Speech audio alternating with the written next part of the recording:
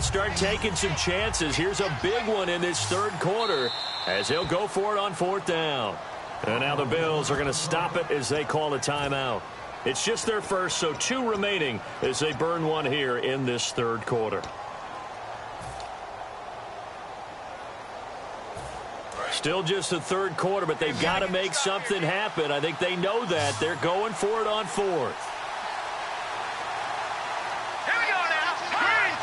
An encroachment penalty here, maybe just a mental lapse, partner. Sometimes you have to just watch the football. Make sure it's snapped before you're jumping.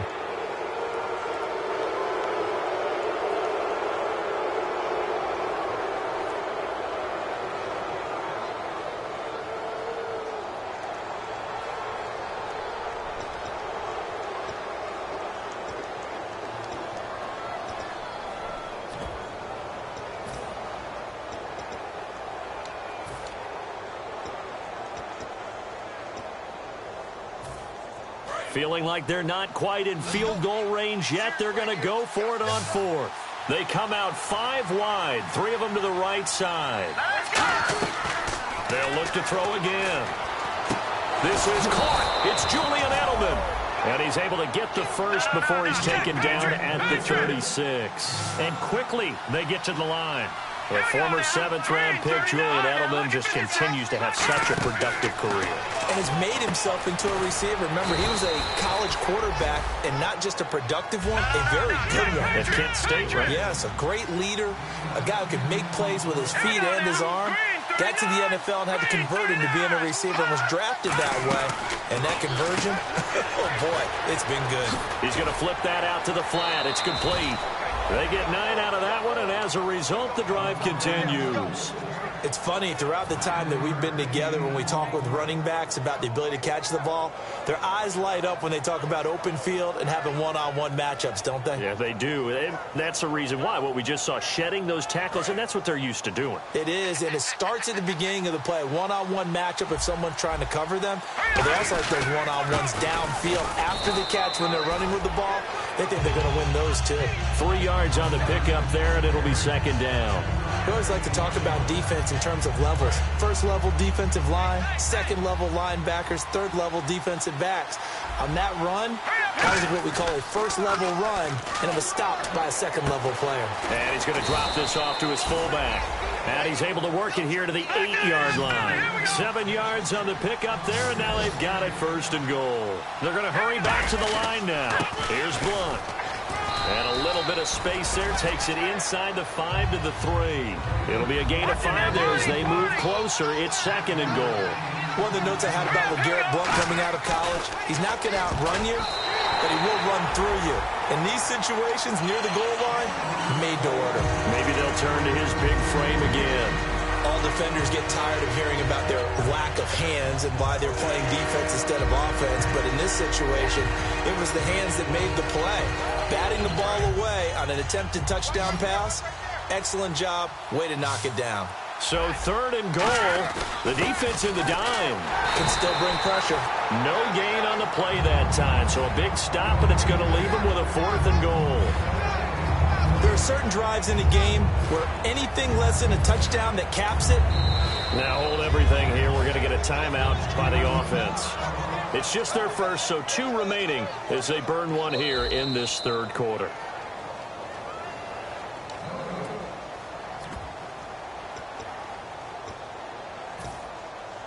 Well, he challenged the play. It did not pay off. And that means he lost a timeout in that challenge. And as a coach, you hate that. Don't know if you took the advice of the player, you threw it yourself, but it didn't go your way. At the end of the day, it all comes back to the head coach. He has the final determination on whether to actually challenge the play or not. In this case, it didn't pay off for him. And that's got to be so heartbreaking. You throw that flag, you probably feel really confident, and then all of a sudden, boom, you lose the challenge. Yeah, when you take a look at it, you're throwing that flag because you believe you're going to be right. And when it comes back the other way, you have to regroup. And this is caught. Touchdown, Patriots. Julian Edelman, his second touchdown on the season. And the Patriots have cut it back within a score. Big 4th down conversion for the score, and the defense, that is a tough pill to swallow. Big time for them. How about them just deciding to go for it on 4th down? And, okay, forget the field goal, because that looked like an easy 3 points. Yeah, you might have had a defensive breakdown in there, but they pressed the issue and found a way to get it into the end zone. Give them big credit for that. So they're going to go for 2. Looking to jam the receivers at the line here. Press coverage look defensively. Garoppolo looking to throw for it. And they're going to get to him. A sack. Sack back at the 9-yard line.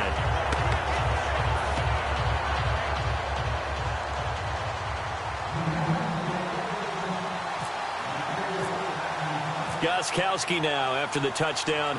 He'll send this one away. And there's a flag on the play.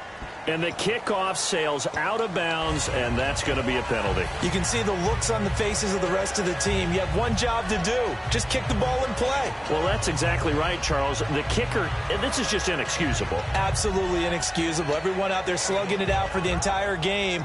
Execute your job.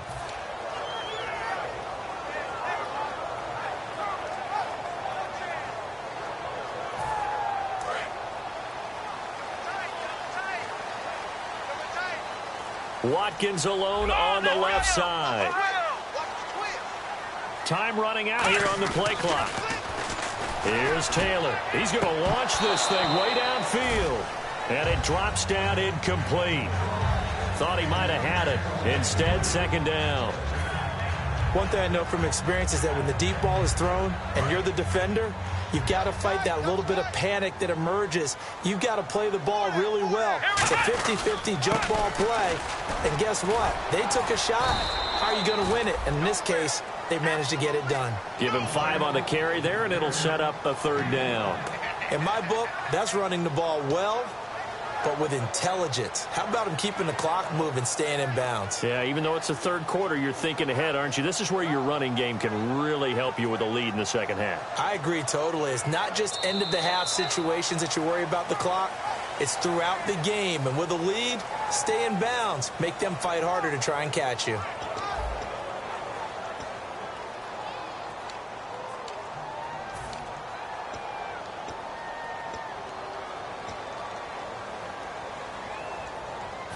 Five yards to gain here on 3rd down. Let's go. What? Nothing. What? Nothing. Check 91. 91 is the fight. Like 91. Now it's Taylor. And got a man. It's Woods. And he's got the 1st down yardage before he's brought down at the 42. And that pickup of a 1st down, that's going to leave a mark because they really needed to stop them there, didn't they? So frustrating. Defensively, you're a play away from getting that football back here down late. Tough. Now they've got to find a way to create a turnover or takeaway. Otherwise, this one will probably get away from them. Offense comes to the line now, 1st and 10. Let's go. What? Nothing. What? Now they'll try and run this sweep to McCoy. Oh, no, he lost the football. But this will fortunately wind up out of bounds. I don't know about you, but I could hear and feel the sigh of relief all the way up here in our booth. That was palpable. The sideline, the friend there. No doubt about it. Ball goes over the sideline, able to retain possession, no turnover. I know his coaches are screaming, just hang on to the ball, man. Flex round. Flex round. Here we go. Flex round. He's checking Craig.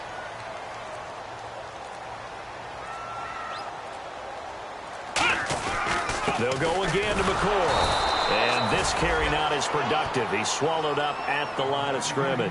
They'll say no gain on the play there. Now it'll be 3rd down. The 4th quarter here, they've got the lead. They want to keep it on the ground. That's what they're doing. Smart football. Keep the clock grinding. Keep it going. But you got to figure now, they're going to see more people stacked up at the line of scrimmage as they try and bleed it out.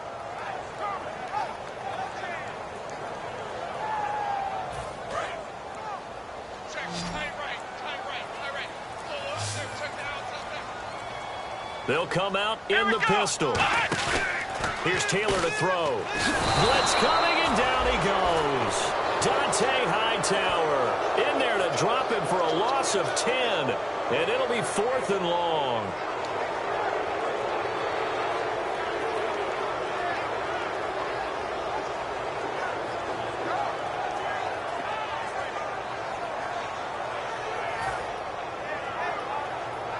Here's Colton Schmidt now. On for his second punt. He'd take a repeat of his first.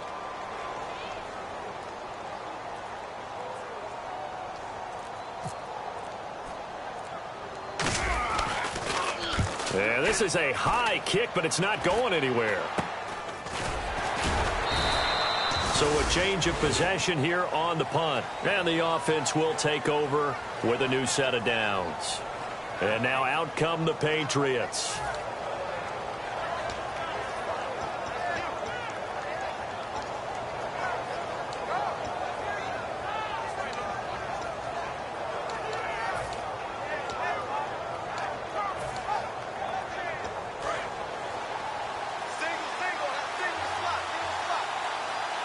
Now the Bills will take another timeout. That's going to leave them with just one remaining here in this fourth quarter.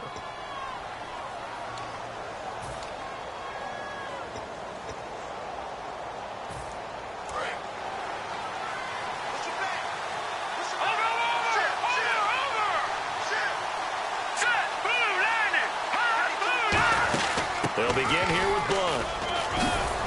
And able to get this one across the 45 before he's brought down. They'll get 16 yards there. And it gives the Pats a first down. Well, so much for him being bottled up throughout the day. Finally finds a way to break through and get a really nice gain. The defense had felt great about what they had going. Now they've got to turn their attention to getting it back in that direction. Can they bottle him up again? Because I'd say after that run, confidence is pretty high for him. To the right side, and he's got Edelman. Call it a gain of 3, and that'll bring up second down. When you see zone defense and you know you've got a drag route on as your primary call, you've got to be really careful as a passer about how far you let your guy go because he might wander into some tough coverage. Garoppolo.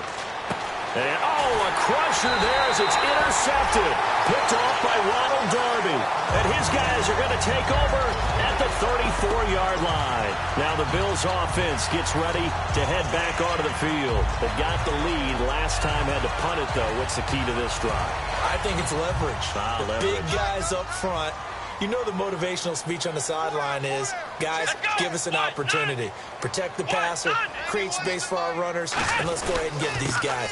Low man wins. Let's go do it on this drive. We'll watch that leverage on this drive. It's a loss of 2 there, bringing up second down. And in this situation with the lead fourth quarter, they're liking keeping the ball on the ground, I'm sure. That's just smart football, but you know the defense has to know it as well. They've got to stop them here. So now we're going to see that loading the box in a big way. 6, 7, 8, 9, whatever it's going to take, puts a little bit more pressure on your big offensive line. Time is starting to run out, really becoming a factor. We'll see if the defense can get the stop they need to get the ball back to the offense. 10th carry now for McCoy. Just a yard there, so it brings up a tough 3rd and 12. Time for a break. We'll come back for the electrifying conclusion after this. So they run it on second down. Now let's see what third down brings here for the offense. Here we go. A fake to McCoy. Now it's Taylor. He's going to look deep for Watkins. And he couldn't hang on to it through the contact. Incomplete. On every offensive coordinator, every play caller sheet, they have about 5 or 6 plays per game that they call shot plays or big plays, and you don't get many opportunities to dial them up, and they just did, and they drop it with a great chance to make a big play. That's going to hurt. And now a low liner. I think he mishit it. Let's take it inside his own 40. Not good at all. Punt of just 24 yards there. And the Patriots take over. Out comes the New England offense to see what they can do this time. And 3 interceptions in this game. And I would have to think, I wasn't a quarterback, but number 4 is kind of, you're like, oh, man, I can't throw 4. No, and what's interesting is, what do the coaches decide to do now? Having thrown 3, do you alter your offensive strategy? Do you take the ball out of his hands and maybe turn to the running game? Or do you have that supreme confidence that he's going to turn things around? We'll see what they do. And they're going to hurry back to the line now. Detroit! Detroit! Detroit! Detroit! He'll look to throw. His throw incomplete. Unable to get it to Gronkowski that time. And all of a sudden here, it's 3rd down.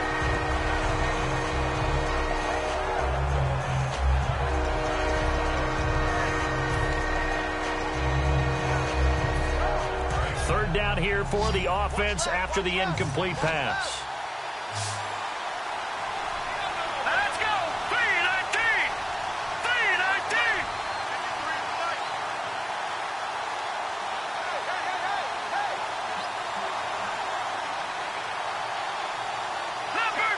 No, check! Patriot! Patriot! All right, here we go. They'll run it now out of the gun.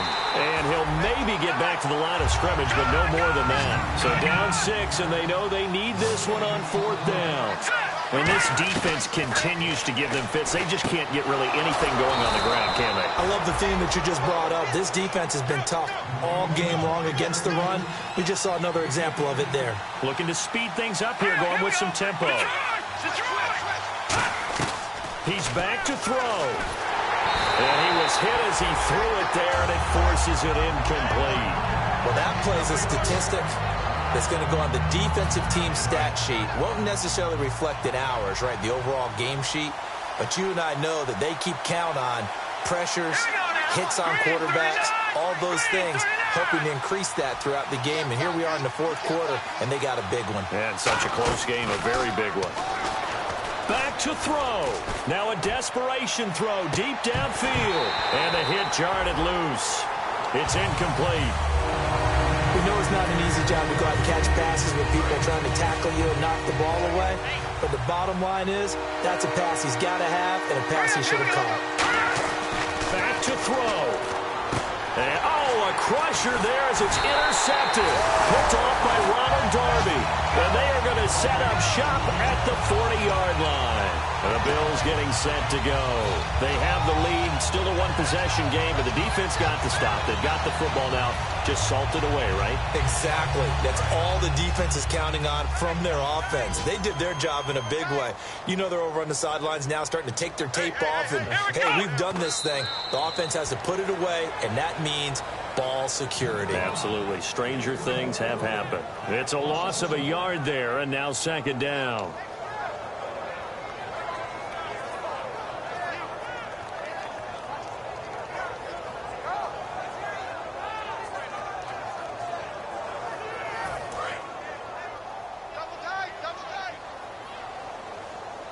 Everyone's got 4 down. Let's go! The Bills on their way to victory now as they take the knee. And they'll lose a yard that time, and that's going to lead to a 3rd down. And, Charles, when you pull out a close game, the good thing about that is maybe next time you're in a nail-biter in the 4th quarter, you have a little more confidence. Yeah, you're talking about your memory muscles, right? When you win those close ones, you have that confident feeling that you can continue to do so every time you're in that position. Now, that said, you would rather win by 60 points, or do you like the close ones, too? Well, I think everyone would rather win by 60. It's comfortable. Everyone gets to play. But when you win those nail-biters, dinner tastes just a little bit better that night. So for the Bills, they close out this first half at a very solid 6-2. And they will hit the road next week to take on the Seattle Seahawks. Meanwhile, for the Patriots, things are kind of getting ugly as they drop to 1-7 now on the year. And they'll take this loss into the bye as they'll be back in action in Week 10.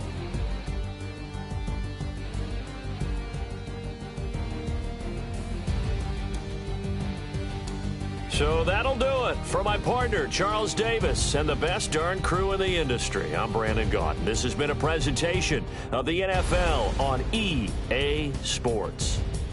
The Bills are victorious as we say so long from Buffalo.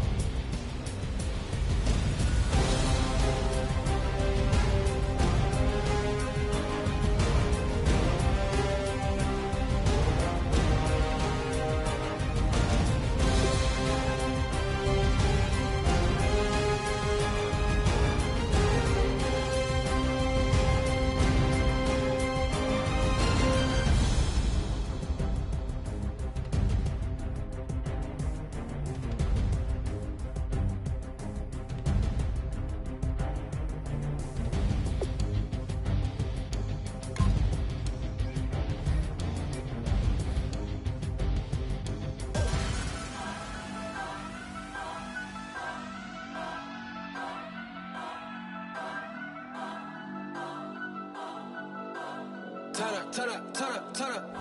I'm breaking in. I'm at the pearly gates, but they won't let it in. I told the devil, I said, I ain't trying to sin, yeah. No, I ain't trying to sin, yeah. Pray to the Lord, Daddy, let me in.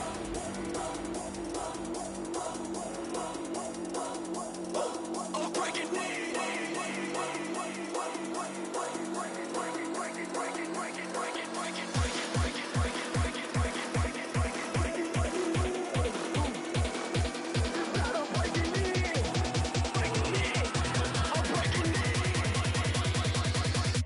I'm breaking in.